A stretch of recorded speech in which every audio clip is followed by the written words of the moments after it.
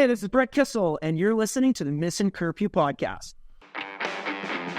What's Missin Curfew? It's when you kind of play guilty, but you show up. How nice is a green light on the road, though? No practice tomorrow, no plane, just go. Scotty Upshaw in the clear, and he scores! Right in front, scores! A few laughs, a little bit of fun, and obviously a lot of hockey talk. You're listening to Missin Curfew. What's up, lads? Up dog, Fella Friday. My man, welcome. Yeah. It's an exciting day. It's an exciting time of year. Conference finals upon us. Friday golf tomorrow around the corner. Life's good. Memorial Day. Life is good. Yeah, Memorial Day. Should we take a trip down memory lane? Let's take a trip down memory lane. Let's get in the hot tub time machine. Memorial Day weekend used to be a big weekend for the fellas. We would have this white party at Sutra on the Sunday night, I believe. Sunday night. Yeah, Macau would fly in, Berard would fly in, Matty Oya would fly in, the Goebel brothers would come in, Shuppy, God rest his soul, would come in, and it was on. It was a 3-day get her going, white party to finish it off. I still go through my phone, and I'll look back at some of those pictures of the white parties, but Memorial Day weekend used to be the best because it was just like, all right, all the boys are back. You know, we don't got training camp till September. It just kicked off a fucking what we knew it was going to be an epic summer. So many great rooftop photos of our crew that we'd have, specifically one that stands out to me. We had about 60 people on the beach. Everyone's looking up at the cameraman on the roof, and we take this photo, and all of a sudden we're like, yeah, share the photo with the boys. And then as we look, we zoom in a little bit, and there are these bolt-ons, Sarek, old Coxie, with the tits that were just out to here, and all of a sudden we're like, wow, she pulled him out for the photo. That's impressive. Look at this shot here, fellas.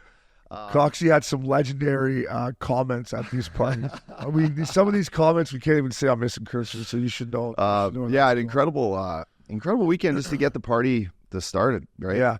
Kick off to summer. Crack open your bat, blue lights, and fucking get the barbecue hummed up. Yeah. The bratwurst. Summer's here, folks. We can't forget, listen, the captain, Kevin Connolly.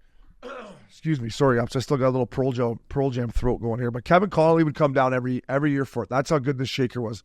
We'd get him away from Malibu. He'd come down. During the day, he wasn't looking to get a lot of sun, right? He didn't want to get much sun. And then always about, what do you want to say, 5 o'clock, he'd say, hey, bro, I'm going to go for a quick nap. I'm like, God, you're going to miss the sunset here. But I'm like, what do you mean you go for a nap? I'm like, come on. He's like, bro, I'm a primetime player. He'd go shut it down, put his whites on, come back at 8 o'clock or whatever, ready to rock. Bill Brookbank came out to it. It was just a lot of fun, man. Yeah, bust out the white pants and the white tarps. White parties upon us. I'd have to go to Johnny V and buy a pair of white jeans and white T-shirt, and I only wear them that night. They'd be ripped and I would wake up in the morning, they'd be on my floor. They're just stained with God knows what on it. Just stained. I know. But God, if we could just go back. I know, Uppy. Just for one weekend. Right, we enjoyed it though, didn't we? Kids now, I'm trying to figure out, should I go to the fucking zoo? Listen, I got to tell you, I got an email from Big Canyon. There's all kinds of shit going on for kids there this weekend. Every single day there's something going on at the pool. There's 2 things at the pool. There's a thing at the pickleball court. So if you're looking for something to do, Big Canyon has nothing but all day, all weekend. That's why we pay our dues there. Yeah, it's not to shoot. It's not to shoot 87 like I did yesterday. And shout out to our boy Brendan Steele. Just one of the Live Tour loops, lobby. We played Big Canyon versus Shady Canyon. Me, Updog, Thomas J. Doherty, the third. Uppy. I'm usually on the wrong side of your Eagles on 18. It was nice to be on the right side of your birdie on 18. Winner, chicken dinner, fella. Thank you. Good win. Thank you. It always feels good. And then taking money off Looples, that feels okay. But Eric Labe, it's nice, and you get that good Eric cat. Labe. When you get in that good-looking cat's pocket, I know he's got some cash too, eh? So I like to get in there and. What is it? Doherty called when guys leave trunk slam? He goes, you guys just trunk slamming, or are you guys coming in for one? You guys just trunk slamming, or you coming in for one? I'm like, fuck, I never heard that. Big E texted me, man, Big K played hard yesterday. I said, you're telling me about 87 blows. It played really hard. But when the greens get firm, like they are and get going, they weren't as good as they were on the weekend, but they were still good. That's when Big can show its teeth. Like, you're on the wrong side of it. Yeah. And Big E's not the best putter at times. That would be his, if you critiquing his game. Yeah, he's probably bombs it, though. Bombs. Good game. Good physique. Great physique. It's unbelievable how far he hits it. It's unbelievable how far you hit it. It's unbelievable how far Steeler hits it. Steeler looks good too, man. Say what you want about, Live Tour, but it was perfect for him. I love the Live Tour. I told him I watch it mainly because of him, but I know more guys out there. I love David Faraday. I love that they're playing music. He just won in Australia. It looks good. He's hitting it far. When's he coming on? I saw him put something in his calendar. Yeah, we got him tentatively for June 25th. Awesome. Yeah. Awesome. Right before we go to the awards. It's our kind of tour too, eh, buddy? Like, yeah, I know. He plays 2 weeks, he gets a month off. Plays 2 weeks, gets a month off. That's how your body stays. Right? Yeah, totally. But that's how you can get like on the sauce a little bit, probably. Eh? The junk. Yeah. If you have trouble, like usually the tour might keep you busy. This, 2 weeks here and 2 weeks off. Like, hey, just won again. Where should we go? Like, Tulum or fucking, Costa Rica or go over to Berlin or whatever the case may be. It's do what you want. Should we go to Tomorrowland? Do what you want when you want type of thing. Dude, I saw this one little clip from this Ibiza music festival talking about take me back in a time machine. I was just like, man, that is just so sick. Yeah. Then I saw another one. It was on a beach in, I want to say it was Turkey or something. Cool little DJ vibe around the beach. It was probably like what you experienced in Mykonos kind of thing. It was so sick. Well, there is a place we went in Turkey, that Bodrum. It's exactly that. Fuck, I think that's what it was. Bodrum? Yeah. Yeah, it's a killer island. Yeah. Killer island. Big, but it has pockets of just cool beaches, cool vibes, hot chicks, good boats, good food, great food. Really? Were you hungry? You're pretty close to all the madness over there. Were you hungry? On that side of Turkey. Were you hungry over there or what? Not hungry. Steeler, love you, buddy. That was a fun day at Big Canyon. It's in great shape. Finally, I love it. It's in great shape. Beach has been telling me, don't worry, it's going to get good. It's going to get good. Yeah. Well, it's gotten good. And speaking of good, Pearl Jam at the Forum. I love the Forum. I know you love I love the Forum Club. Just pulled up there and see Pearl Jam. Absolutely. All the great. Like, imagine back in the day, Gretz snapping around there and Magic doing his thing. It's just so sick. Well, actually, funny you say this. We ran into Chelly, who obviously him and Eddie Vedder are tight. They're boys. First guy we see walking into VIP into the Forum Club, which is a fucking legendary club. So legendary. Is Chelly. And of course we go say hi, what up, Chelly? Like he's just excited for the show, right? Yeah. And then I looked at him and said, how many nights a year did you get to play in this bad boy? And he's like, well, since '83, a few. Yeah. And I was like, kind of, were you sober for many of them? And he goes, this club used to be awesome. I bet. Yeah. As we're walking in, he's like, this club used to be awesome. Wow, great question you asked him. I didn't even think about that. Good question. I mean, right? But that was back when that club was the club. Yeah. I mean, you think after a game, tricky maybe to go up to Hollywood or whatever, you just hang right in there. Yeah, I tried to get, when you got Gretz on, I was really nervous for Gretz. Now I've got to know him because of you. Love the guy, obviously. But I asked about the Forum Club, trying to do like a little dig in. So good. Right? That was the hottest ticket in town back then. Yeah. Was the Kings. Oh, yeah. Big time. All the girls, screw the Lakers. Jerry Buss with the Lakers, though. They invented that club. He invented that. Fantastic. But listen, Pearl Jam didn't disappoint. Speaking of Chelly, we were talking to him up front. I'm like, you going both days? He's like, I got to fly back to Chicago tonight after the show, but I might fly back tomorrow for the show. I'm like, that's dedication. Yeah. I would have went last night except for the fact that I would have woke up this morning and not been able to talk on our podcast. So I wanted to watch the hockey game, but it was unbelievable. Dude, at the end when he played Alive, I mean, are you kidding? Yeah, it's great. Are you kidding me? Rearview mirror was a highlight. Andrew Watt came out and played guitar. That kid fucking ripped at our Bonnaroo tent one year. The guy's special. Is that the guy? Yeah, Andrew Watt that came and I remember him snapping. Yeah, he basically did that whole album for Eddie. The album before last, not Pearl Jam album. It's called something else. It was for a movie, but yeah, Andrew Watt's helping produce their new album. He's a stud, man. Super stud. Listen, the new stuff's cool. They looked cool up there. They sounded great live. I thought the new stuff was really cool live. I thought they looked great. I thought Eddie looked great up there in the Walter Payton tarp, and he's got the hat on. The beers were flowing. Red wine. He was chugging out of the bottle like you like to. Speaking of chugging out of the bottle, shout out to our friends at Crown Royal. And then the second best thing, the Missin Curfew Sprinter van. This is why we got it, man. That jam session on the way back was unbelievable. When we were singing, pulling down the black metal, up dog, I was so happy, man. Chugging Crown Royal, I'm like looking at you. I'm like, this is awesome. This is so awesome. If I start chugging Crown Royal at midnight, cruising back in the Sprinter van, jamming out, things are going pretty. Anytime I see you chugging out of the bottle, I know it's a good night thing. It takes a lot to get you to do that. And then we shut her down at a decent time. Yeah. We kind of, me, you, and Lupa looked at each other like, where are we going? And Loops was, he wanted to go home, but you were like on the fence, and then we're like, we'll call it, which thank God we did because I was already hurting enough for Wednesday. Yeah. There's no need, right? No need. We got Memorial Day around the corner. Some of the boys had another Pearl Jam show the next day. It's smart. We had a good golf game. How's the weather going to be here? I'm heading out to the desert. Yeah, I'm not sure. It says it's pretty good. Let's look here. What's the weather like, boys? I tried to get everyone to come out to the desert. I invited Mac L, Loops, you, crickets from everyone for 3 months on it. And then Lupel, like yesterday, is like, "What, you're on the desert? What?" I go, "Dude, I invited you goddamn 3 months ago, and you think about it." All right, let's go here for the weather in Newport Beach on this weekend. See, you got Friday, you got 66, Saturday, you got 66, Sunday, you got 65 overcast. Want me to tell you what I'm walking into this weekend, brother? Yeah, it's 90, right? Yeah, I'm walking into 92, 87, 93. I thought the desert would be nice to get the boys out there, get the cans, play some golf. Back out, could play tennis. Yeah. Next year, Next I year. like tennis, too. I'm going to start playing tennis. Play tennis? Yeah, I'm putting in these future bets on DraftKings. Saw that. You got my girl Sablanka or what? No, I took, here, let me show you this, because these are great bets, by the way, because we got the French Open just starting. For those tennis people out there, if you're interested in some long shot pre-tournament bets, DraftKings, baby. this is what's up. Look, I've got Does Nadal still playing this shit? Nadal is playing Nadal? in the French Open. He is. He just came back, played in Madrid, came off injury, played in Madrid. Anyway, I got Iga Swiatek. She's like the favorite to win. Okay. She's minus 130, but she won the last 2 clay events. One was in Rome, one was in Madrid. She's played your girl Sablanka in the finals each time she's beat her. Wow. So I threw a double dimer on that. Nice. 2-banger. Then I took Carlos Alcaraz at plus 180 to win. He's coming back from injury too, but he's the fastest fucking guy out there. This Yannick Sinner's not playing, I don't think. He's got an injury.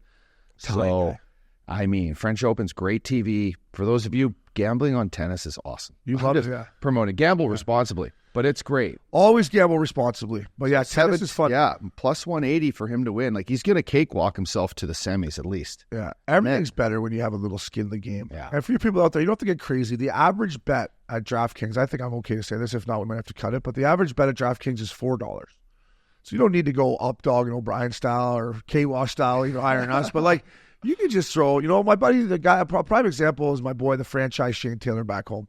Stays in his lane. Yeah. There's a lot of the player props. Yeah, so does Brent. Using the DraftKings app. And he's having fun. I was in a couple parlays, $4 wins you 50 if like you hit the 4 or 5 teamer. Yeah. And then you just play with those. Hey, listen, I need you to put in your calendar after we're done Ohana Fest. It's the end of September. It's like the 23rd, 24th, 25th. Let's keep that blocked off. Pearl Jam Friday and Sunday, Dana Point, Ohana Fest. I like to take that in with you. Yeah. I like it. So yesterday, I think I asked you yesterday to talk about some trips, but yesterday I asked you if you ever been to South Carolina. So My Morning Jacket plays September 12th there. Charleston?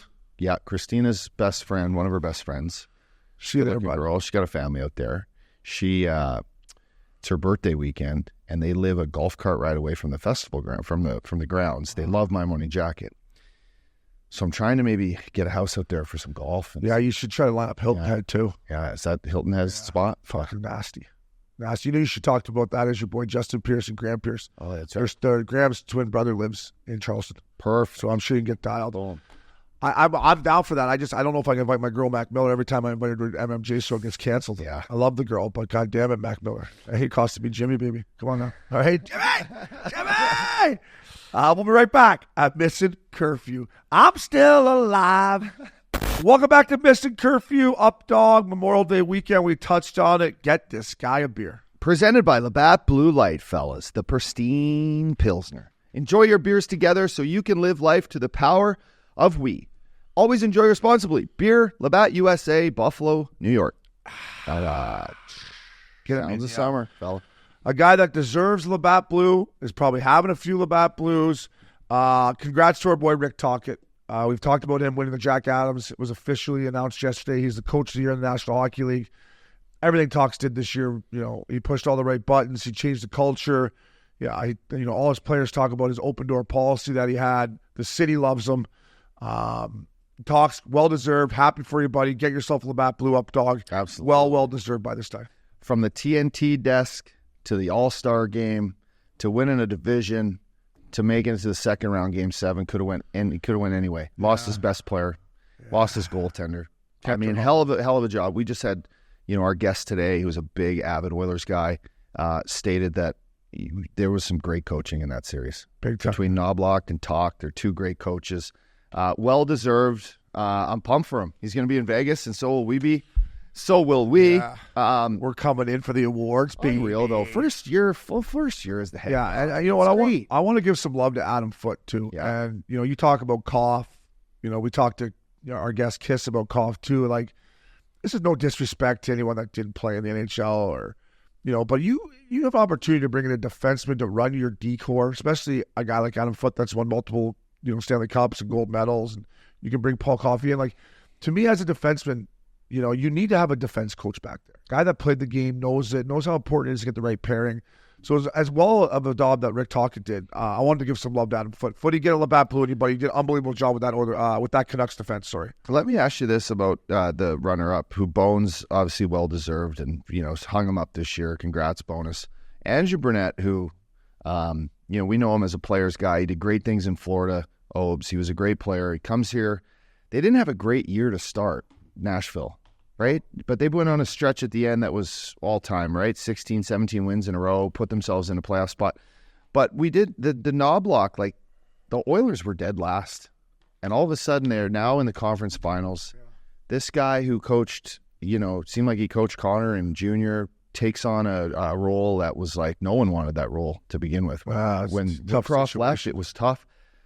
Kind of it'd be nice to maybe mix Knobloch in on this group again. Yeah, he definitely could be in there. And I think it's a toss-up between him and Burnett for that like kind of third spot. Yeah, no, you could definitely put Knobloch in there 100%. And we got an O'Reilly interview we did last week that's going to be coming out next week. But the fact that he talked on having to find a place and coming into a new town with a new coach and a new system, and we often talk about the human element is, these guys that get traded or sign big contracts that come to new places, it takes some time to get situated. Yep. But you got to give Knobloch credit. He got there and they just started humming right away. Like, it was crazy. Yeah. It was crazy.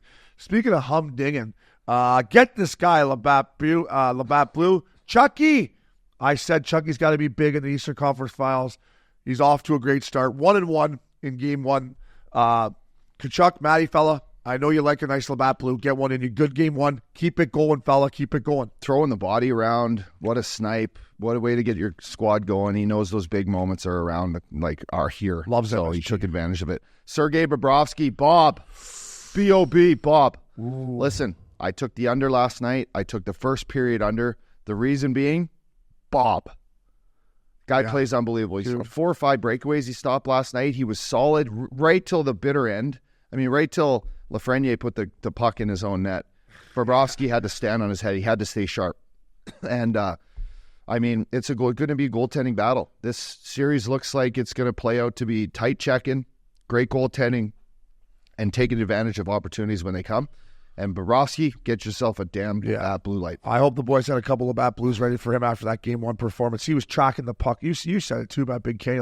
Watch him and watch Bobrovsky in the net. The way he's tracking it and coming out. And I'm like, this guy he's seeing it well, as Carly used to say. So get those boys in the bat blue. Up dog, a Missin Curfew. Oh, dog of the week. My throat is just in one. Ryan Lundberg.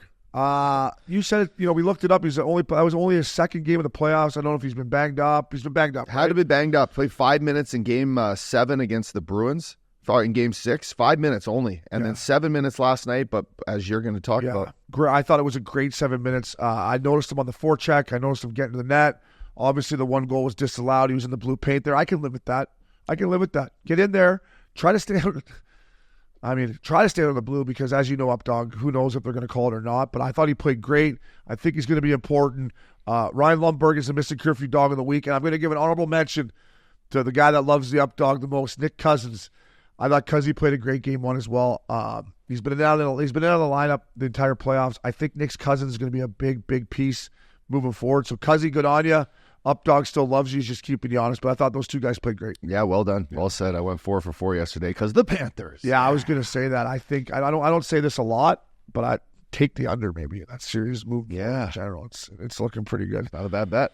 DraftKings Eastern Conference Finals, Updog, presented by our friends at DraftKings. Stay tuned because you'll hear more about DraftKings and all it has to offer throughout our show. DraftKings, the crown is yours.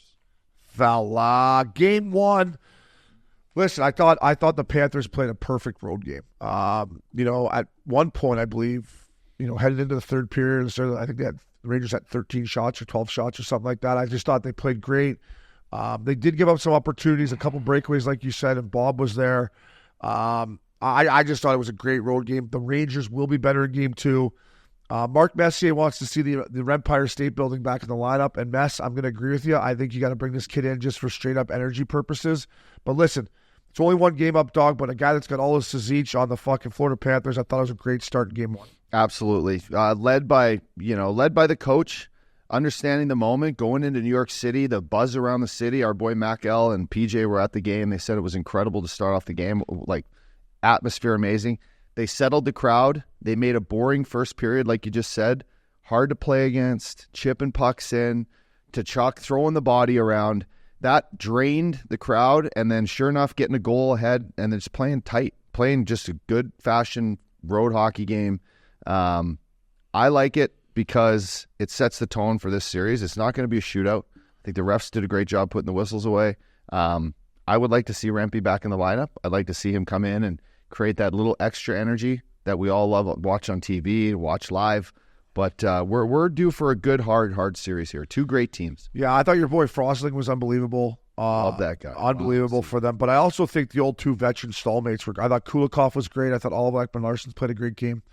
If those two veteran guys can continue to play those solid minutes, good first passes, reliable defensively. My boy Monty had some jump. Eki, I thought, played one of his better games in the playoffs. I like when Eki keeps it simple. Just make the outlet pass. He loves the flip. He loves the flip, which I don't love. But keep it simple. When he does that and uses his length and size, he's obviously a really good defenseman in the NHL. But I thought their whole team just played a good playoff game. So it'll be interesting to see. MSG will be rocking for game 2 up dog, and I expect Trocheck to have a big game come game 2. So up dog, we're golfing on Fellow Friday. It's Adidas Tee Times. Presented by Adidas Golf, folks, made for wherever you play. We're going to talk about the Carolina Hurricanes. Lots of good golf in North Carolina, right? Pinehurst. Pinehurst. Those nice trees. God. Fairways are mint. U.S. Opens at Pinehurst. They must have like a drink over there, like we have the, I drink tequila and soda. Lots of it. Lots. And then, I'm sure that the transfusions are the New York. Well, what are the South Carolinians drink? They drink transfusions too. I was just out at Pinehurst. They love transfusions. I was going to say something with like peach juice in there, maybe. Or something. Yeah, something refreshing. Yeah, like a grapefruit. But you know what? The smell down there, vodka, you get the trees in the fall, in the springtime. Beautiful place to golf. These guys are break out the Allegra. No, everyone that plays there, love it. A Family Guy loves it. Great golf courses, great fans, great everything, beautiful place. Weather's perfect there right now.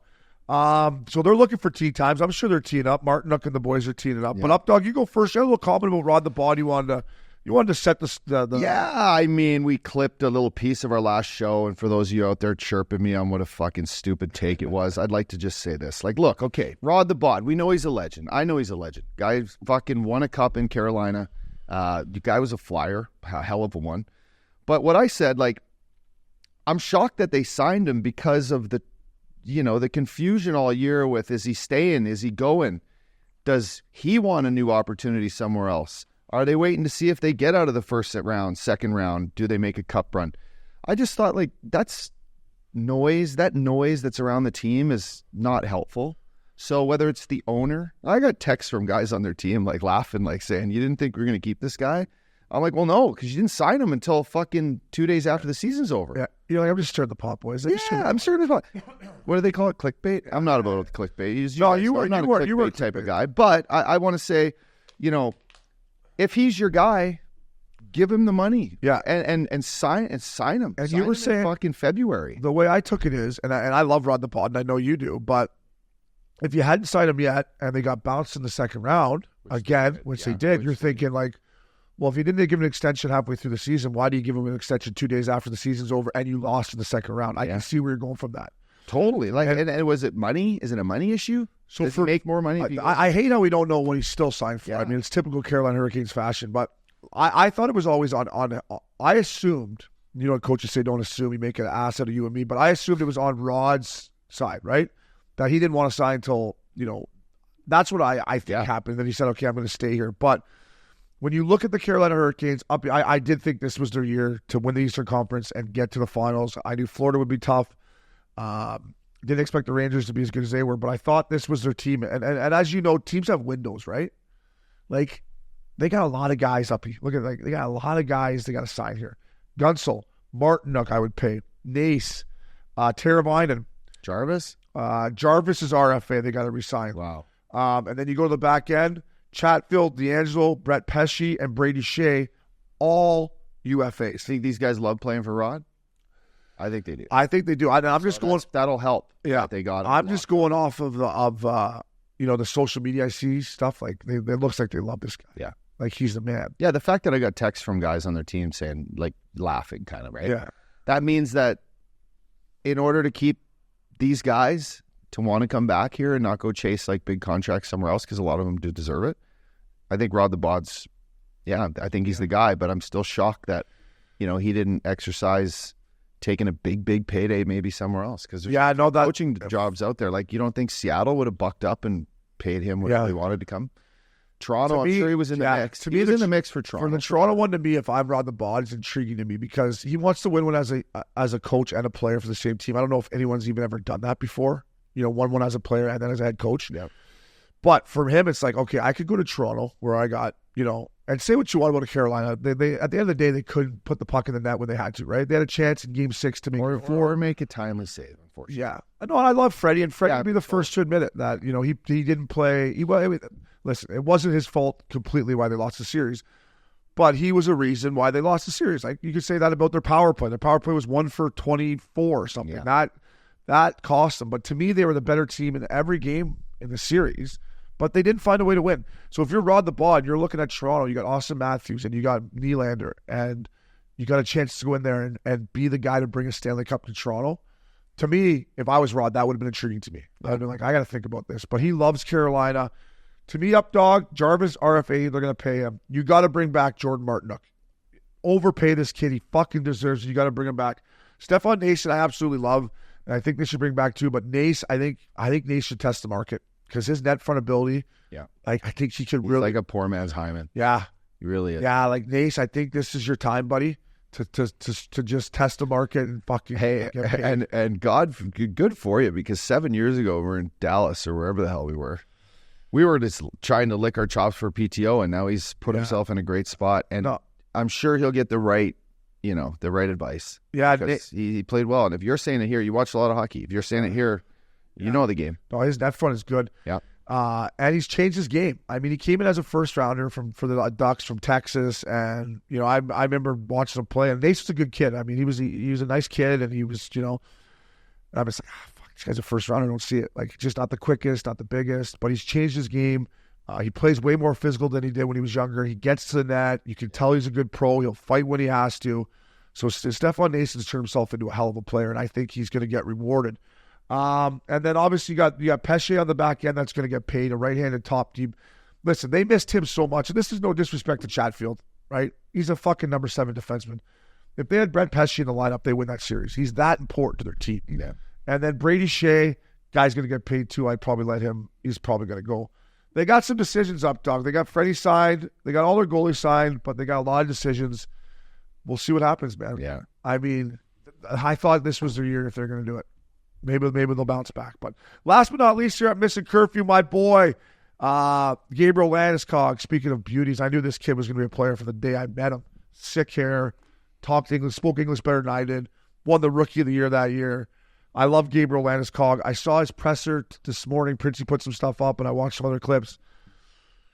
I don't know. It didn't make me feel all warm and fuzzy inside. Like, he's coming back ready to fucking rock. And you can see how. And Updog, you've been through injuries. Like, he's like, it's a slow torture, is what he said.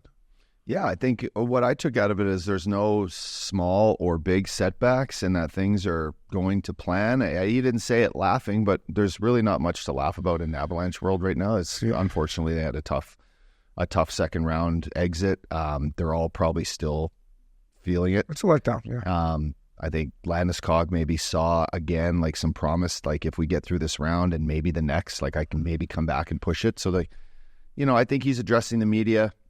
We saw the GM address the media today on Nestuchkin. there is just unfortunately, there's a lot of kind of noise around the Avalanche right Yeah, now. you said something earlier in the year about like leadership in that dressing room. And it wasn't like you were taking a shot at Nate McKinnon or Cale Makar or anybody at Devon Taves or any of those guys. You just asked, like, is there a guy in that room that can stand up in Landeskog's loss? And from a guy who watches that team very closely and played in the league, I don't think there is. That team is so much different with Gabriel Landeskog. If Gabriel Landeskog's in the lineup, they're still playing right now. Yeah. They're playing the Edmonton Oilers. There's no fucking doubt in my mind. Yeah. You know, he's Maybe that even important. Bo Byram. I don't love the Bo Byram trade either. Middlestad played okay in the playoffs, but I would have never given up Bo Byram. A left-handed D-man that can skate like that, I just wouldn't have done it. You know, I wouldn't have done it. But Landy, they miss him. I miss him. I know Kiefer misses him.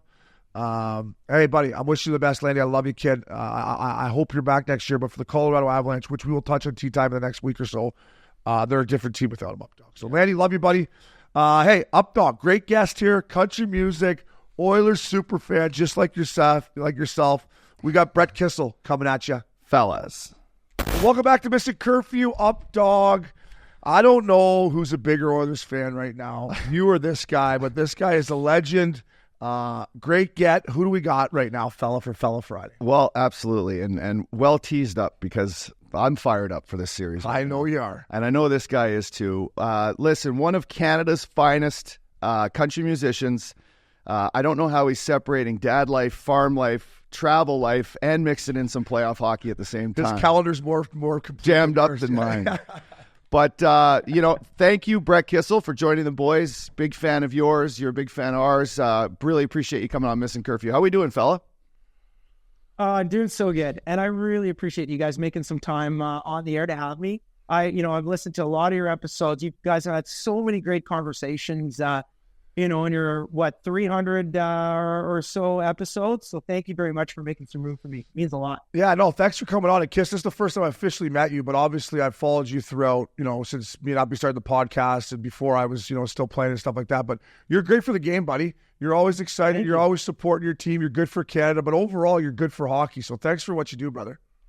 Well, I appreciate you saying that. I mean, I never really thought about it that way. I'm just a massive fan. Like, I love the NHL. Of course, I love the Oilers.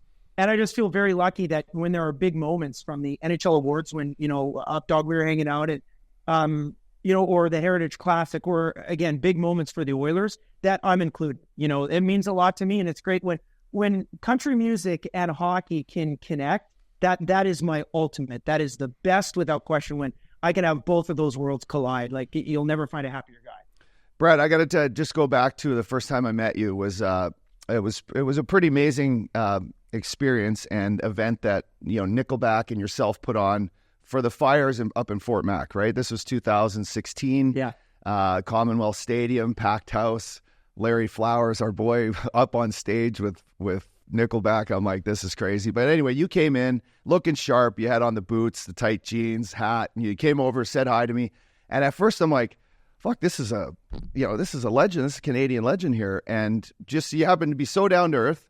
Just maybe talk about that experience, like coming back, like they were playing for, a great cause in Alberta, and just what that was like for you. Well, it was great. It was great to meet you. And my dad was with me and made a beeline to come and say hi to you because, we had seen you so often when you would come to the RJ Lalonde Arena and beat up on our Bonneville Pontiacs. Oh, the Pontiacs. Up in Fort Mac. So I know that you had a very, very strong connection to Fort McMurray as a player, but also being from there. Being up Northern Alberta boys. So it was really, really great for all of us in the music community and a few of you guys in the hockey community to rally together and raise millions of dollars for a city that obviously needed it. And I'm a big, big supporter of the energy sector and the oil and gas industry. And so if Fort McMurray goes down, that is the hardest working city in all of Canada. Blue collar, good people working their ass off and their city burns. So, and it wasn't Vancouver burning their city down because they were upset that they lost the cup in 11. This is a real actual tragedy. So it was great that everybody came together. I was honored that I was invited and everyone was there. Blue Rodeo was there. Great Big C was there. He and Tyson, he's a real legend. Like it was an epic show. And I was just honored that they asked me to come and sing. Anytime Jim Cuddy's around, it's a Blue nice time. rodeo's nice. I love blue rodeo. Hey, Kiss, I know this is enemy territory, but I've never been to the Calgary Stampede. I didn't go when we. What? Yeah, it's crazy. I didn't go when we played because I didn't need more hockey people in the NHL world to know how big of a disaster I was, right? I'm like, up dog loops. We don't need to go up there. Everyone knows we're already messes. But have you played it? How sick is it? And should I find a way to get up there to Cowtown for it? So 100%, you got to put that on your list, and you need to come up immediately. So I've played the Stampede many times. Been very, very lucky to play so many different scenarios, from being at the Saddle Dome opening. I got to open for Brad Paisley a couple of times. Nice. But then Cowboys, we all know Cowboys is legendary. And they actually rival the Saddle Dome for the acts that they bring in. I remember watching Blink-182 at Cowboys during the Calgary Stampede. Kings of Leon, Snoop Dogg, Aerosmith.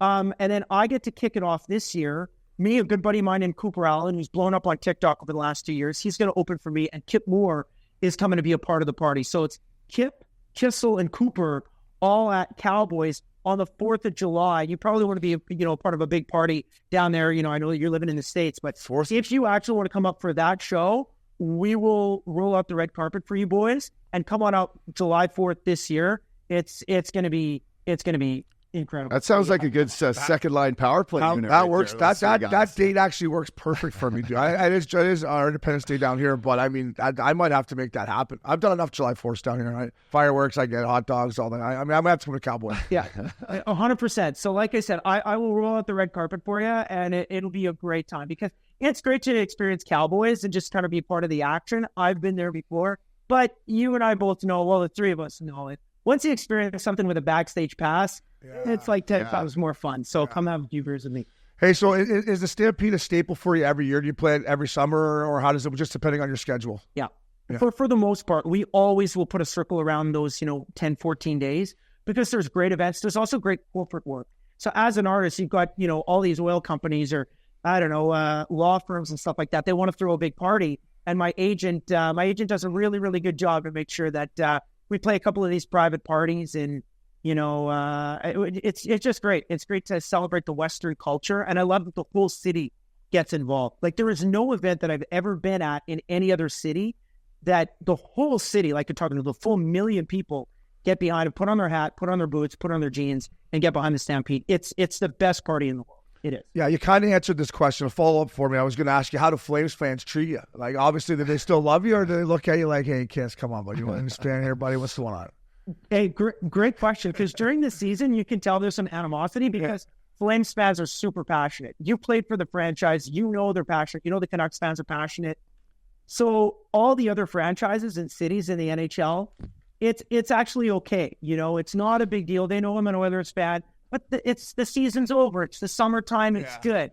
Whereas Calgary and Vancouver, there's going to be a good 10 to 20% of the fans that are going to shout out at least once or twice during the show, "Go Flames, go," or "Go Canucks, go." And they just look at me. But also what's really cool is that people know how big of an Oilers fan I am. So I will be in Nashville, I'll be in Vancouver, I'll be Montreal, and people wear Oilers gear. And whenever I see them wear Oilers gear in those cities, I'll throw them a hat or sign an autograph for them or give them a hoodie or something like that, just to make sure they know I love them. Oiler fans travel well. Yeah, I was going to say, Kiss, Updog said at the start of the second round that this is the last series with fans that hate each other. And as a Canuck, I never really thought Oilers or Flames fans really hated the Canucks. But you guys do, right? You hate the Canucks fans too, just as much as the Flames fans, or not quite as much? I would say in this generation, since the Cup run of 2011 for the Canucks, I would say a vast majority of the people I know in Edmonton or oil country can't stand Canucks. There's their team. I think they're number one most hated. Wow. And Calgary's number two. Yeah. That's what I think. Well, Calgary hasn't been able to put together a run. Clip that right there. Clip that, baby, and put that baby on social. Kiss, Obi and I are big festival guys. We touched on the Stampede. Walk us through maybe, the rest of the country in Canada. Where are some good staples? I've been a big Valley Jamboree kid when I was growing up in Camrose. Oh, yeah. I'm a huge, my family's from Newfoundland, so I do George Street Festival. I'm going to be there this summer. Have you ever played there? But maybe some other staples if people out there are kind of wondering where to catch you. and catch a buzz. Oh, fellas, I love it. Absolutely. Okay, well, I mean, I'm playing a bunch this summer. Like my website, brettkissel.com's got all the dates. But if you actually want to go province by province, in BC, they had Merritt Mountain Music Festival, which was huge. It changed the Rock and River. Now it's gone. So the big guy in BC is called Sunfest, and that's out in Duncan, BC. Greg Adams, former Canuck, he owns and operates that thing. That's huge. Like Blake Shelton will play there. Keith Urban's playing there this year. I've played there a few times. Sunfest is huge. Alberta, you've got Stampede, you've got Country Thunder, also in Calgary in August, and then the staple is the Big Valley Jamboree. So I get to play Big Valley this year. I opened for Keith Urban on the Sunday, the final night, so that's going to be awesome. Saskatchewan, you've got Country Thunder. That used to be Big Valley Jamboree. Manitoba, you've got Dauphin Country Fest. And a new one in Killarney, Manitoba. A new one in Killarney that I'm headlining. And I love going to small towns because the small town people, and I'm a small town guy, they appreciate country music and live music more than anywhere else. So you might have a small town, but you're going to have the biggest night in a small town. So I'm doing that in July, right after Stampede. Ontario, Boots and Hearts. Yeah. Boots and Hearts is the king of all festivals in North America. It is. Hey, Kiss, is that in Barrie? Yeah. Is that in Barrie? Close. Yeah. Oro Medonte, wherever that is. Okay. Yeah. So it's and all the guys go there. I know McDavid goes there every year. Draisaitl. You're gonna have 200 plus NHL guys that are all. I love that you just went right to your two boys there. Uppy will be there then too. Uppy's coming too. Then he'll be. I love McDavid, Draisaitl. He's coming, fella. He's in. Well, I know it's in. I'm their biggest fan. Me I too. really am. Me too. And then you said George Street. Yeah, George Street is huge. It is. I played George Street a couple years ago, and I brought my kids out there. Well, actually, my two daughters. They had been to every province and territory, but they had not been to Newfoundland. So me and my dad took the two girls, and we went there. And it was cool. There were a couple other great NHLers that were there that night. Todd Bertuzzi was there. Dan Cleary came to the show. He was an ex-Oiler, so it was great to visit with him and talk about the good old days in oil country. George Street is a 10 out of 10 time. Yeah, George Street is. Yeah, Cleary puts his festival, he does a hockey school that week, so he's easily able to get hockey guys to come up there. He's like, wow, the boys are playing George Street Festival. You're like, oh, I'll come up. Yeah, that's great. That's a good sales pitch. I've been in Newfoundland once with Uppy last summer. I fell in love. I wanted to stay. I didn't want to leave, but Kiss, I want to ask you about Stagecoach. We talked about it a little bit before we came on the air here. I just went through my first Stagecoach. I'm not a huge country guy. I think everyone deep down likes country. I played in Nashville for a year, so I got a little. But I'll tell you what, me and Updog, we used to say we should have been DJs. We go to these clubs and all these girls want. Well, I'll tell you what, all these girls dressed up as cowgirls, they were looking for country guys and cowboy singers. That's it, or cowboys. Great people, great festival. You've been, I think, I know you want to play it, but just a cool festival, man. It is. I mean, the entire organization, it's an event. It's as much about the lineup as it is about the whole experience. Whereas a lot of festivals have kind of gotten into that, and I think Stagecoach has led the way. Stagecoach, Coachella, it's a brand now. Like I went to Coachella as much to see the artists that I wanted to see a couple years ago as I did to just honestly say I was at Coachella. Bonnaroo, I know, or you've been to Bonnaroo like 10 times, right? Million. Like it's Bonnaroo itself, it's as much about going to see the performers that you want to see as it is about the experience. It's, everybody's doing drugs. All the girls are all like half naked. Yeah, half naked. Free spirit. Having a shower under those mushrooms with my first Bonnaroo experience. Me and my wife Cecilia, we go. I didn't want to go to Bonnaroo. She wanted to go to Bonnaroo. We go there, and there's got to be 40 girls, and they got their tops off, and they're all just showering under this gigantic mushroom at the main entrance. I'm like, all right, this is the most free spirit festival. I wore my Oiler jersey 3 days in a row, and people were patting me on the back. That's awesome. That's great. We used to go for 4 days, man. It was just a gong show. Kiss. We saw Pearl Jam on Tuesday night, and I woke up that morning, bad back, neck, just from dancing, jumping around. I'm like, remember when we used to do Bonnaroo for 4 days, man? Like, I don't know how we did it. Yeah. Kiss, I just want to ask you your thoughts on how country music has kind of, evolved or taken more of a mainstream kind of stretch run here with guys like Post Malone coming out with like a cover album and playing, headlining a festival like that. But what have you seen since you grew up, listening to Garth Brooks and Toby Keith to now where like Beyonce wants to do a country album and all this stuff. Like, maybe your thoughts on kind of the transformation of modern day country music.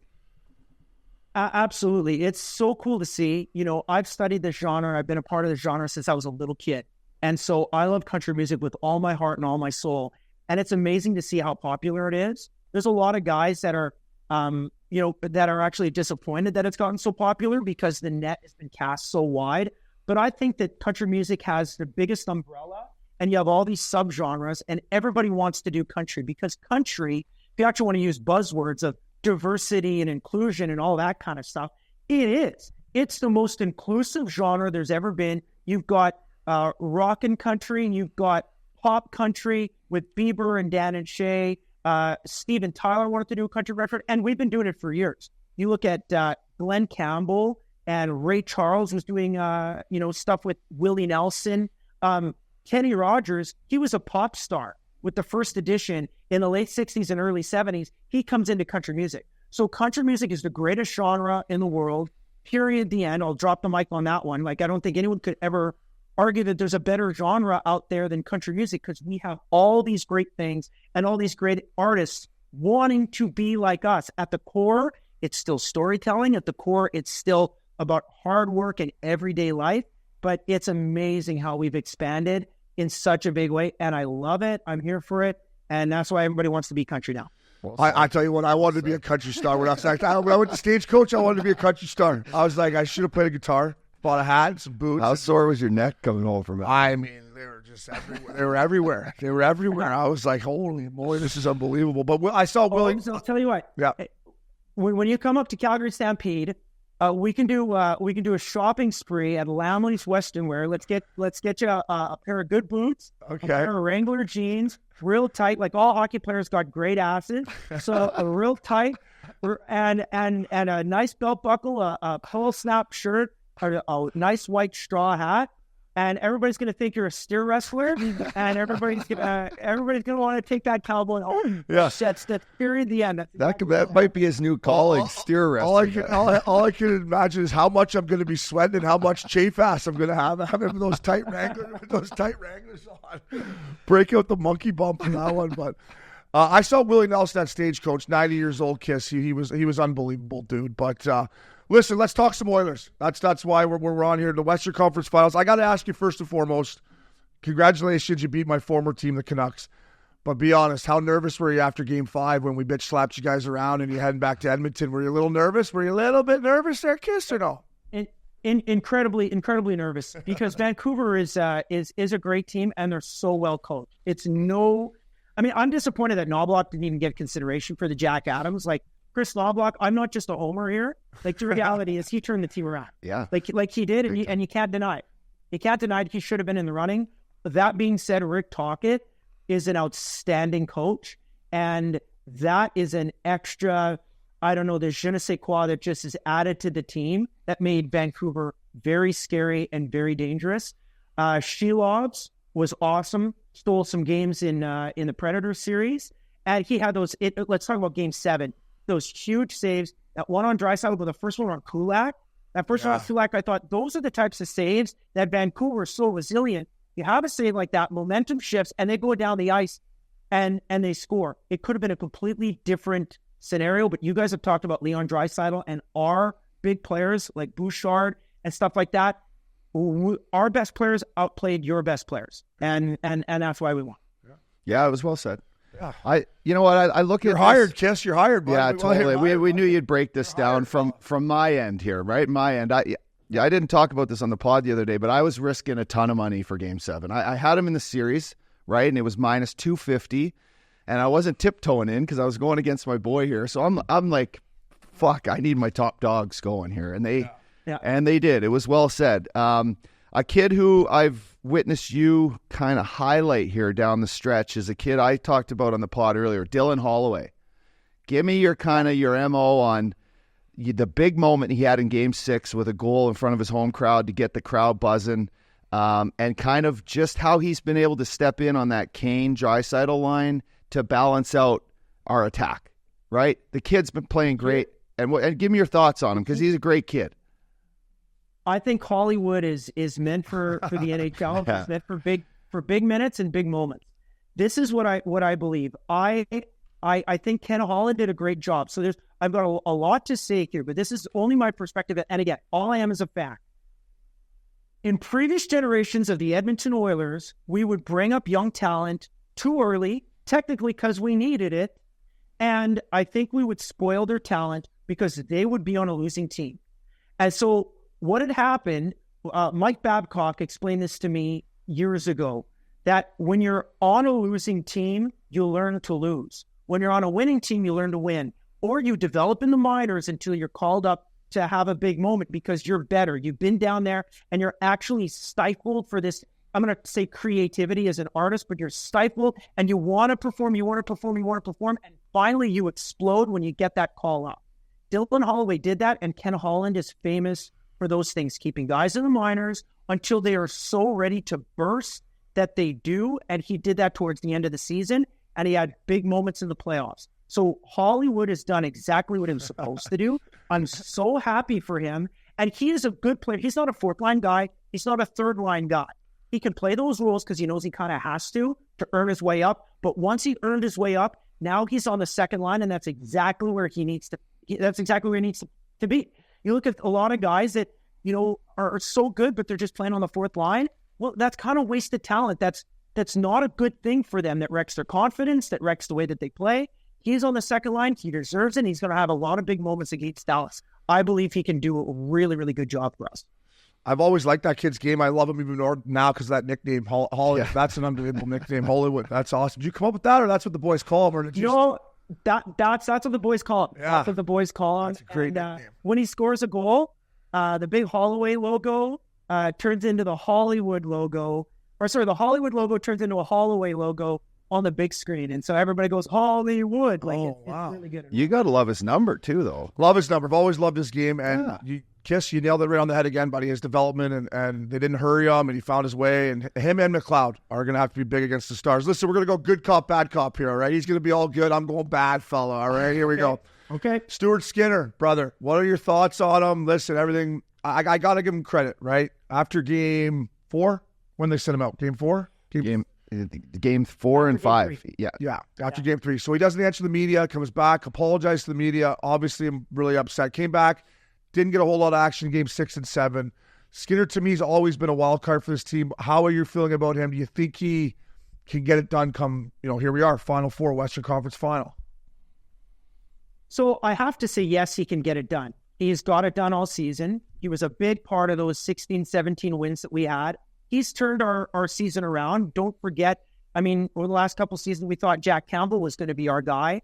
And Stuart Skinner is a bona fide, incredible NHL goaltender. He is.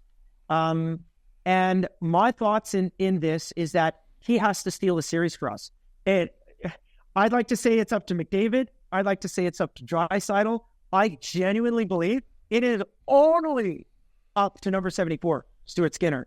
And the reason why I think he can do it, I believe he can do it, is because it's happened before in previous chapters of the NHL where goalies I've never heard of and you've never heard of and nobody ever knew have come in and stolen series for their teams and won Stanley Cups.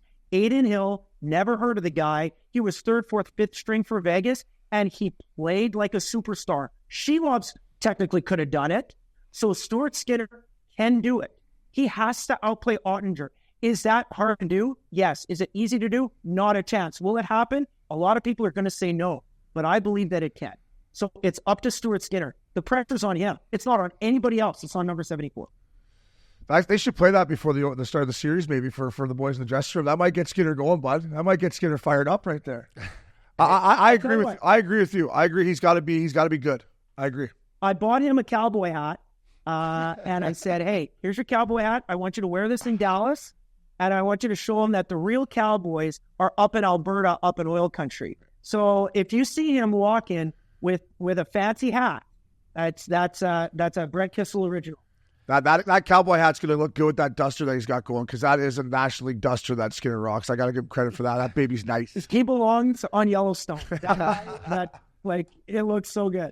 Hey, so a couple things that comes to my mind right now with a good Dallas Edmonton series, right? We got the battle of, some country folks, right? Alberta, good Alberta beef, some great tunes, oil and cattle. And then we have like the history between the two teams, right? I look back, I have some great memories of watching my boy MC, Mike Comrie, dangle Matt Tkachuk go in to his backhand, tuck it home, scores a big game winner. Ryan Smith chips it out to him. Yeah, looking back, what do you recall from like those moments at the old, Northlands Coliseum, but watching hockey between these two teams? And what are you excited about on the matchup and just foreshadowing this next fucking round? What do you think? Well, I'm really, really jacked up for it because Oilers fans don't forget. I believe so many other franchises in the NHL, they've got fans that are there kind of for the playoffs, and then they just go on with their day. In Edmonton, we eat, sleep, and breathe the Oilers. We always have and we always will since 1979. So because of that, we remember 1999. We remember 97, 98, 2000, 2001. We remember it all. And we hate the Stars the same way we also, if we ever beat the Stars, which was only once, then we played Colorado and we lost there too. That being said, it's so hard to beat guys like Mike Modano and Joe Nieuwendyk, and Darian Hatcher was so hard to play against. And then you had Eddie the Eagle. How are you going to beat Ed Belfour? Sergei Zubov was such a great player. And so how are you going to expect our guys to do that? Now we have a chance. Now Dallas is tough. They're a hard team. And the thing that scares me the most is actually Jamie Benn just taking a run and just crunching Connor McDavid. I said that would be my fear. Just a big hit, because Jamie Benn doesn't give a shit. He doesn't wear a visor. He's one of the few guys in the league that doesn't wear a visor. That's how you know he doesn't give a shit. Hey, Kiss, I'm with you on Jamie Benn, but I don't think he's fast enough to get Connor McDavid. I do think he's going to get Evan Bouchard here before this series is over. I think Bouchard's going to be blown back to get a biscuit, and Jamie Benn's going to get him at least once or twice, in my opinion. But Jamie Benn is a wild card. This guy's playing like a man possessed. You know what? When they lost in the COVID year, everyone is disappointed when you lose the Stanley Cup, right? And of course, the camera work gets on the faces of these guys. But I'll never forget what Jamie Benn looked like when they lost the cup to Tampa in the COVID year. Yeah. To go all that way, COVID sucks. You're playing in a bubble. You can't even be with your friends and your family, and then you lose. I don't think he's ever forgotten about that. So you're right. He's playing like a man possessed. Kiss, I'm going to go bad cop again here, brother. Although my boy Brett Kulak's been unbelievable for the Oilers back end. And since they broke up Nurse and Ceci, their defense has been a lot better. Their PK is absolutely humming. But convince me to why their D is good enough to win in the Western Conference Finals. This group of six, convince me or tell me what, in your opinion, as another guy who, now that I'm talking to you, knows hockey, why is their D good enough? Well, for me, Matthias Ekholm. Matthias Ekholm is steady as could be. He is such a great pickup for us. And I don't know what he says in the room, but since he became a part of our team, he has absolutely changed exactly everything about how we play D. Paul Coffey knows what it's like to win. He's only ever won. The guy doesn't lose. So whatever he says, he's got the respect of all six of those guys. Darnell Nurse, I think, is going to have some really, really big moments. Cody Ceci, Mr. Game 7, he scores a goal. Everyone is playing the way that they're supposed to be playing. They're playing a little bit above their pay grade. If you know when you play EA Sports on NHL and everyone has a rating of 90 or 88 or 92 or whatever, all of our guys, if they're rated 85, they're playing 89. If they're rated 89, they're playing 92. That's the way that they need to play in the Stanley Cup playoffs. And I believe that they can do it. I 100% believe that they can do it. And Evan Bouchard's going to have some big goals if Jamie Benn, doesn't play dirty and doesn't, Jamie Benn doesn't separate his shoulder. Well, the thing is, what was your rating in EA Sports? I wasn't quite up in the 89. 69. Well deserved. I actually asked for that number. No, but think about it. Jamie Benn, you got to be careful because you cross the line and going a little too hard, and then the power play's out there and heads up. Fucking power play. I'm having nightmares about that. Yeah, I mean, it's going to be a battle, but I'm glad you touched on it because I played for Paul Coffey at the Spengler Cup, and you want to go through the wall for the guy. And he's just like, he almost wants to put the pads on and still go out there, but I'm glad you touched on that because that's a big reason why, it wasn't working, and Obi called it mid-round last week. He's like, they got to split these two up, CC and Nurse. They got to split them up, and then boom, they do it, and they win. Yeah. So I'm glad you touched on it. Can I ask you guys a question? You've had great coaches over the years, I'm certain of it, and some other coaches that maybe you didn't get along with that well. but I want to know as a fan of what is said on the bench when you make a mistake, what is said on the bench when you do a great job, or what is said in the intermission. Like you're a defenseman, you're a forward. Who comes up to you and taps you on the shoulder and says, hey, do this better? Or do you even have that kind of communication? I have no idea, and I'd love to know. Yeah, well, I'll tell you about making mistakes because I made many of them. But a lot of my best coaches, and Sylvain Lefebvre, who's a D coach for the Florida Panthers right now, was my favorite D coach ever. And he almost wouldn't say anything when you made a mistake. You know, he maybe come down and give you a tap on the ass and look at you. You know, like for me, the worst thing for a coach is you come by and you're like, hey, you're like, you made a mistake. You're like, I know I just, turned it over or lost my guy. But Sly was really good at not saying it at the time. And then the next day pulling you in and showing you the clips, being like, oh, this is what I'm talking about here. So for me, we know when we make mistakes, less is more. And for players, come playoff time, it's usually in between periods, right? Yeah. I don't want to say too much on the bench because there's a lot of shit going on. But for me, I would wait till the intermission before I was like, Uppy, gotta get that fucking puck out. And a mistake is like a loaded word in hockey, right? Like there's mistakes that you make that are like super dumb. Like a third or fourth line guy coming up the wall and trying to like put a puck in the middle of the ice to like a high guy that can be just picked off and turned back for an odd man rush. Like that is a mistake. Like no one even needs to tell me what I just did. I'm going to go to the bench and know I probably won't play for the next 7-8 minutes. Like the coach doesn't even look at me, but if it's a guy like Hitch, he's screaming with a high pitched voice, like fucking Uppy, get it fucking in, the fuck, or like Kirk Muller would come over as the player coach, right, a forward coach, and just kind of tap you and be like, you know better, like just next time you're out there, you know what to do.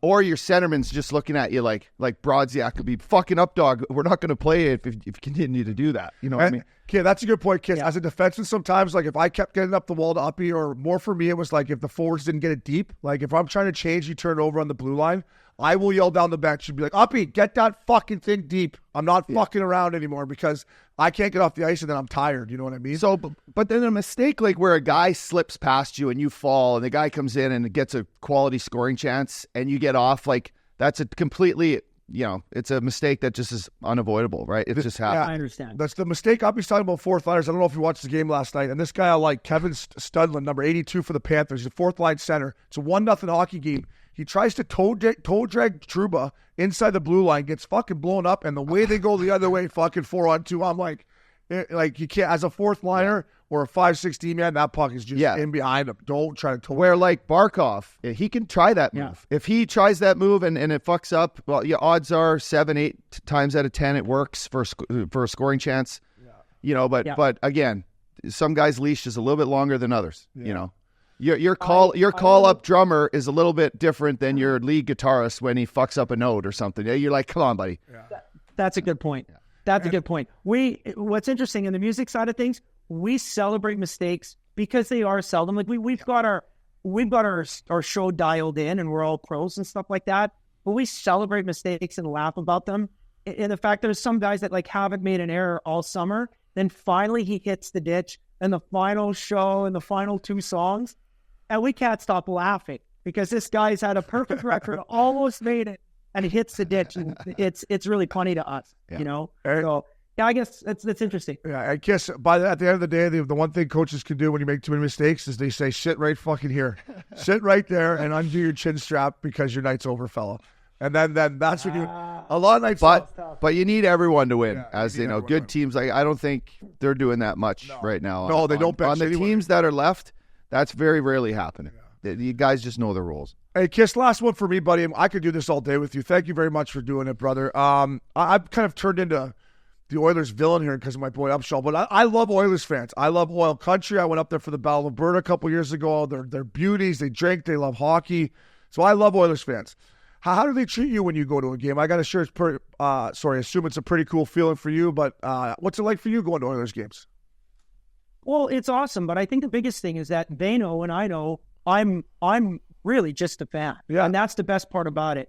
I don't want to carry myself as a celebrity. I don't think of myself in that way whatsoever. We're all here for the greater good of the team, and that's for us to win as many games as we can and win a Stanley Cup this year. It's as simple as that. So I love when I get to do the anthems. I love when I get to kind of be a part of the fundraisers for the Oilers Community Foundation or, like I know all the guys and I know them all, pretty well.